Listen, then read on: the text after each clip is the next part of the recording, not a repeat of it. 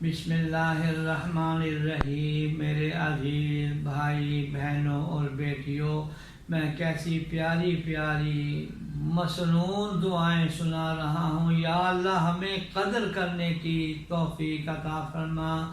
نبی کریم سرور دو عالم صلی اللہ علیہ وسلم نے فرمایا کہ حضرت یونس علیہ السلام نے مچھلی کے پیٹ میں سمندر کے اندر رات کی تاریکی میں جو دعا مانگی تھی وہ ہر بلا مصیبت اور پریشانی سے نجات کے لیے انتہائی مفید ہے۔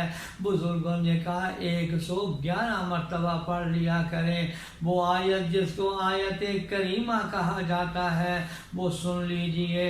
لا الہ الا انت سبحانک انی کنت من الظالمین، جس کا ترجمہ یہ ہے یا اللہ تیرے سوا کوئی عبادت کے لائق نہیں ہے، آپ ہر عیب سے پاک ہیں، اور اے اللہ میں گناہ گاروں میں سے ہوں۔ انی کنت من الظالمین، یہ دعا جو حضرت یونس علیہ السلام کو اللہ نے مچھلی کے پیٹ میں سکھلائی، اور آگے فرمایا قیامت تک ایمان والوں کو جب بھی یہ دعا توجہ سے پڑھیں گے تو میں ان کو بلاؤں سے، وباؤں سے، مصیبتوں سے اور پریشانیوں سے نجات دیتا رہوں گا۔